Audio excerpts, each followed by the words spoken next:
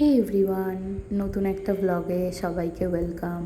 তো সকাল সকাল উঠে আমি আমার ওষুধটা খেয়ে 45 মিনিট পর ব্রেকফাস্ট করেছিলাম, করে রেডি হয়ে বেরিয়ে গিয়েছিলাম আজকে কলেজের উদ্দেশ্যে। আজকে বেরিয়ে তো তারপর তো এই গাছটার কথা তো সবাই জানোই, আমাদের বাড়ির এখানে ভীষণ সুন্দর গাছ। আর আজকে না আধার কার্ডের কিছু একটা লিঙ্ক করানোর ছিল আর কি, তো তাই কারণে স্কুলে দেরি ভিড় ছিল। তারপর আমি বাসে উঠে চলে এলাম স্টেশন থেকে ট্রেন ধরে নিয়ে।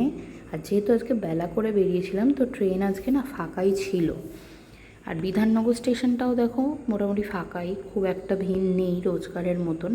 আর সব থেকে বড় অবাক করার বিষয় হচ্ছে S30 আজকে ফাঁকা, একদম ফাঁকা, এবং আমি বসে বসে গেছি, কি বলবো। দেন কলেজ ক্যাম্পাসও ফাঁকা ছিল, শুনলাম কলেজ ক্লাস সাসপেন্ড করেছে। দেন আমি আজকের পাস নিলাম, পাস নিয়ে দেন লাঞ্চ টাঞ্চ করলাম 1-1.5 ঘন্টা পর, করে আমি বেরিয়ে গেলাম কলেজ থেকে। বেরিয়ে দেন মেট্রো টিকিট কেটে এসপ্ল্যানেডে নামলাম, নেমে চলে এলাম নেতাজি ইন্ডোর স্টেডিয়াম।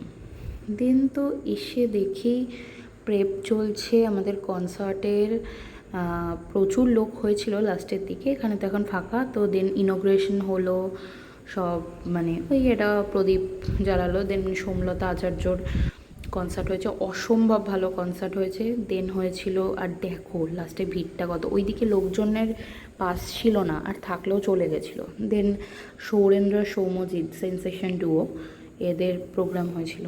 দেন আমি বাবুঘাট থেকে সোজা বেরিয়ে ধরলাম র্যাপিডো শিয়ালদা অবধি। দেন শিয়ালদাতে এসে, আর রাত্রেবেলা করে দেখো শিয়ালদা স্টেশনটা কি সুন্দর লাগছে দেখতে। তো যাই হোক, শিয়ালদা থেকে আমি নৈহাটি ধরলাম 9:20, ধরে চলে এলাম সোদপুরে বহুত ভিড় ছিল সিরিয়াসলি, ঠেলে ঠুলে নামতে হয়েছে ট্রেন থেকে। দেন ধরলাম অটোতে করে চলে এলাম মুড়াগাছা হসপিটাল। আর চারিদিক প্রায় আজকে অন্ধকারই হয়ে গেছিলো, লেট হয়ে গেছে যেহেতু। তো বাবা এসেছিলো আমাকে নিতে। দেন বাবার সাথে চলে এলাম বাড়ি এসে স্নান টান করে একদম ফ্রেশ হয়ে নিলাম। আর ওই যে মা ঘুমাচ্ছে পেছনে। যাই হোক, তারপর আমি ডিনার করলাম মাছ, পটল আলুর তরকারি আর পুঁই শাক দিয়ে করে। দেন এই আইসক্রিমটা খাচ্ছিলাম, খেয়ে আজকের দিনটা শেষ করলাম। টাটা।